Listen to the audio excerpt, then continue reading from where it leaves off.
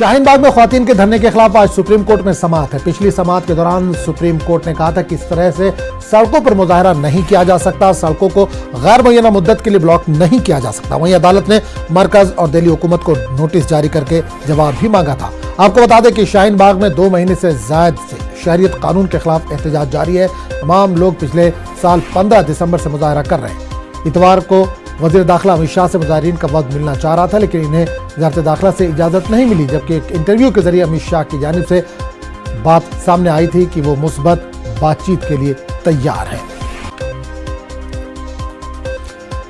सुशील इस वक्त हमारे साथ दिल्ली से सीधे तौर पर जुड़े। सुशील, शाहीन बाग का मामला आज सुप्रीम कोर्ट में है। 17 तारीख को इसकी दोबारा सुनवाई होनी थी, आज 17 तारीख है। आज मामले की सुनवाई है, कब तक सुनवाई हो सकती है?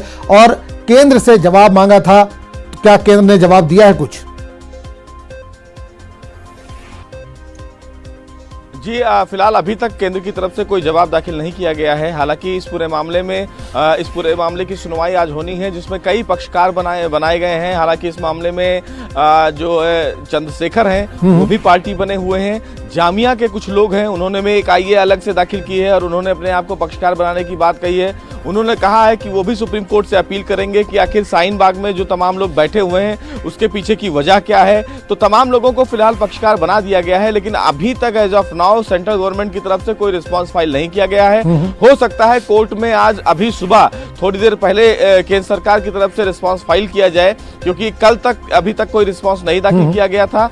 अब इस पूरे मामले में जो सुनवाई होनी है, जिस सुनवाई से पहले सुप्रीम कोर्ट ने कहा था कि सड़क पर धरना देना कहीं ना कहीं गलत है, ऐसी जगह पर बैठकर धरना प्रदर्शन नहीं करना चाहिए जिससे तमाम लोगों को दिक्कतों का सामना करना पड़े।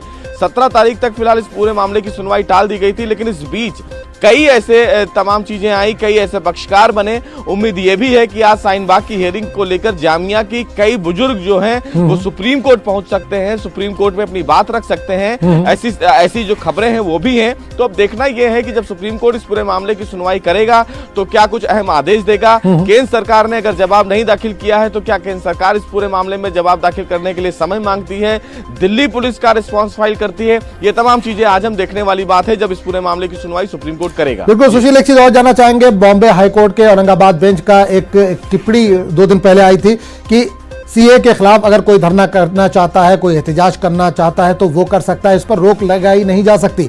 तो क्या दिल्ली में शाहीन बाग का जो मामला है, सुप्रीम कोर्ट सख्त हो सकता है, रोड खाली कराया जा सकता है, लेकिन ये जो धरना प्रदर्शन है वो जारी रह सकता है?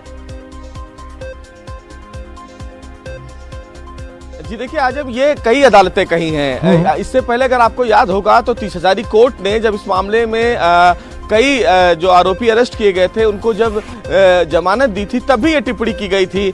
यूपी में कुछ ऐसी अदालतें हैं जहां पर इस प्रकार की टिप्पणी की गई है। सवाल आज हम धरना प्रदर्शन का नहीं है, सवाल इस मामले में सरकार की नीतियों के विरोध का भी नहीं है। सरकार यहाँ सवाल ये है कि आप ऐसी जगह पर बैठे हैं जहां पर आम जो जनमानस है उनको परेशानियों का सामना करना पड़ रहा है। लोग अस्पताल नहीं जा पा रहे हैं, लोग स्कूल नहीं जा पा रहे हैं। इससे कहीं ना कहीं सुप्रीम कोर्ट कंसर्न है। सुप्रीम कोर्ट ने कभी ये नहीं कहा कि धरना प्रदर्शन नहीं करना चाहिए, लेकिन सुप्रीम कोर्ट ने ये कहा कि धरना प्रदर्शन करना चाहिए, लेकिन एक उचित जगह पर करना चाहिए, ऐसी जगह पर नहीं करना चाहिए जहां पर लोगों को दिक्कत हो। तो तमाम जो हाईकोर्ट के ऑर्डर हैं, हाईकोर्ट के ऑर्डर सीए और एनआरसी के प्रदर्शन पर सवाल नहीं उठा रहे हैं। सवाल यहाँ आजम ये है कि आप एक ऐसी जगह पर बैठे हैं जो 2 राज्यों के बीच की सड़क है, जहां पर आवागमन जो है वो एक दूसरे को जोड़ती है। लोग स्कूल जाते हैं, लोग अस्पताल जाते हैं, जिससे काफी दिक्कतों का सामना करना पड़ रहा है। बदरपुर का जो रोड है वो पूरा जाम रहता है, जिसकी वजह से जो दिल्ली का साउथ जोन है वो जाम रहता है। इसकी वजह से तमाम जो लोग हैं उनको दिक्कतों का सामना करना पड़ रहा है और यही वजह है कि सुप्रीम कोर्ट ने भी चिंता जाहिर की है। बिल्कुल सुशील, एक चीज और जानना चाहेंगे। अमित शाह ने एक प्राइवेट चैनल को इंटरव्यू देते हुए कहा था कि अगर शाहीन बाग से कुछ लोग मिलना चाहते हैं, मुस्बत बात करना चाहते हैं, पॉजिटिव बातचीत करना चाहते हैं तो हम उसके लिए तैयार हैं। कल एक डेलीगेशन मिलने जाने वाला था, उसने बाकायदा लेटर भी दिया था, लेकिन होम मिनिस्ट्री से उन्हें मिलने की इजाजत नहीं, परमिशन नहीं मिली। अगर कल मुलाकात हो जाती, बात हो जाती, तो आज जो सुनवाई होनी है उस पर कुछ पॉजिटिव असर पड़ता? जी बिल्कुल, साफ तौर से अगर इस पूरे मामले में होम मिनिस्ट्री के तमाम जो वरिष्ठ अधिकारी हैं या होम मिनिस्टर खुद उनसे मिलते तो कहीं ना कहीं इस पूरे धरने का अंत जरूर देखने को मिलता, धरना प्रदर्शन खत्म जरूर हो सकता था। लेकिन जिस तरह तमाम लोगों में और जामिया के कुछ लोगों में आपसी जो मनसा हुई, कुछ डेलीगेशंस जाने की फिराक में तो थे, लेकिन वहीं जो आंतरिक लोग हैं उन्होंने उन्हें मना कर दिया कि वहां पर आप मुलाकात ना करिए, और इधर होम मिनिस्ट्री से भी उनको हरी झंडी नहीं मिली।